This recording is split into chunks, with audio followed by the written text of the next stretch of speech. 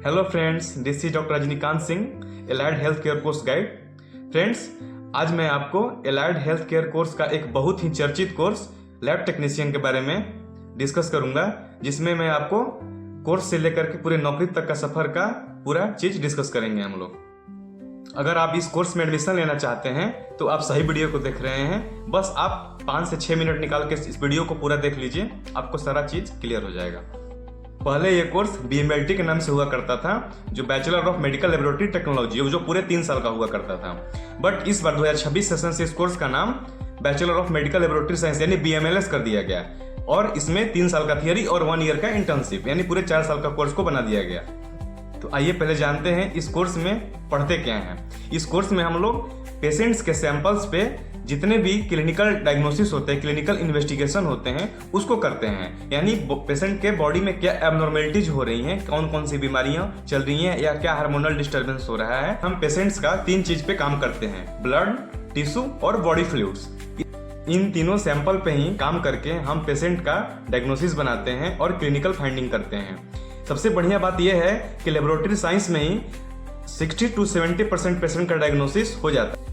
सबसे इम्पोर्टेंट बात कि जो प्रोफेशनल इसमें काम करते हैं लैब में, उनका काम होता है पेशेंट से सैंपल कलेक्शन करना और उस टेस्ट को परफॉर्म करना। बाकी उस पेशेंट का रिपोर्ट बनाना और क्लिनिकल फाइंडिंग करना वो पैथोलॉजिस्ट का काम होता है, जिसका क्वालिफिकेशन MBBS MD पैथोलॉजी होता है। तो आइए जानते हैं कि इस कोर्स में एडमिशन कैसे ले सकते हैं, एलिजिबिलिटी क्राइटेरिया क्या क्या है। देखिए, इस कोर्स में एडमिशन लेने के लिए आपका 10th पास होना चाहिए, 12th में फिजिक्स, केमिस्ट्री और बायोलॉजी होना चाहिए, और 50% मार्क्स कंपलसरी है।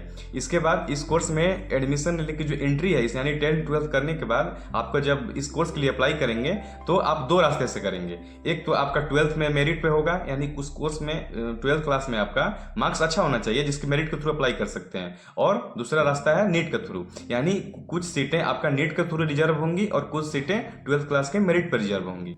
मैं जो भी आपको चीज़ें अभी समझाया कि नीट के थ्रू और 12th क्लास की मेरिट के थ्रू, ये मैं ऐसे ही नहीं बोल रहा हूँ। इसका एक बहुत बड़ा प्रूफ है NCHP का गाइडलाइन का जो PDF है BMLS का, आप उसका 72 नंबर पेज नंबर ओपन करके देखिएगा तो उसमें साफ साफ मेंशन है।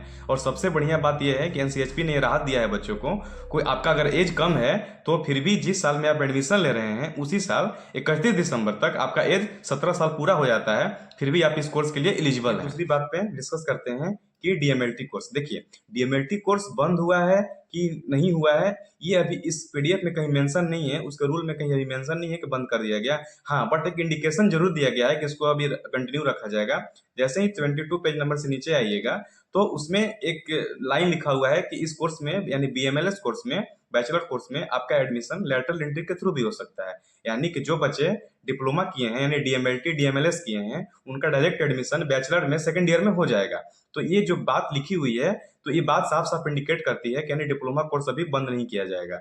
और आगे देखिए क्या होता है, आगे की न्यूज आएगा तो मैं आपको बताऊंगा, बट अभी तक कहीं ऐसा लिखा नहीं है कि इस कोर्स को बंद किया जाएगा। बट एक चीज इंडिकेशन कर दिया गया है कि इस कोर्स को अभी कंटिन्यू रखा जाएगा। तभी तो उस चीज में मेंशन है कि 2nd ईयर में एडमिशन ले लेंगे हम, अगर कोई बच्चा डिप्लोमा करके आया है तो।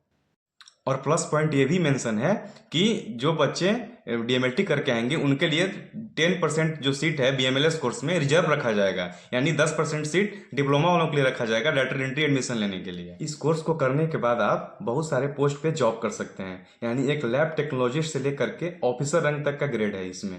एक संस्था है सेंट्रल गवर्नमेंट का जिसका नाम है NABL, national accreditation board for laboratory. ये हर सारे हॉस्पिटल, जितने भी हॉस्पिटल्स में लैब ओपन होते हैं, उनको ये अफिलिएशन देने का काम करती है, एक नेशनल लेवल पे रेगुलेट करती है। तो जो इसमें ऑफिसर्स ग्रेड के पोस्ट होते हैं, ऑडिटर से लेकर के रजिस्ट्रार और ऑफिसर ग्रेड, ये सारे लैब टेक्नोलॉजिस्ट ही होते हैं। अगर एरिया ऑफ फील्ड देखा जाए कि BMLT कोर्स वाले कहाँ कहाँ जॉब कर सकते हैं, तो एक अपना हॉस्पिटल्स आएगा। सारे हॉस्पिटल्स में लैब्स होते हैं और लैब्स में बिना लैब टेक्नोलॉजिस्ट का लैब चल नहीं सकता। Research institutions, pharmaceutical companies, blood bank में बहुत बड़ा रोल होता है लेबोरेटरी टेक्नोलॉजिस्ट का।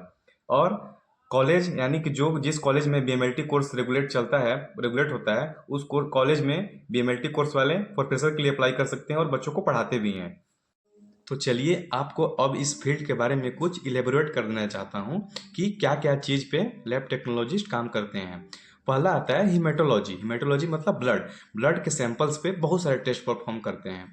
दूसरा आता है क्लिनिकल केमिस्ट्री, जिसमें हम LFT, KFT यानी liver function test, kidney function test, RBS blood glucose और भी बहुत सारी चीज़ें उसमें होती हैं।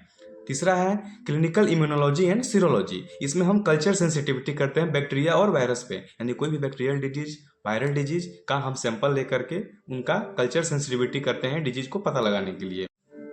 चौथा आता है हिस्टोपैथोलॉजी, जिसमें हम टिश्यू का स्लाइड लेते हैं और बायोप्सी करते हैं। इसमें कोई भी डिजीज को पता करने के लिए पेशेंट का जो टिश्यू का एक टुकड़ा लेते हैं और उसको बायोप्सी के लिए लैब में भेज देते हैं।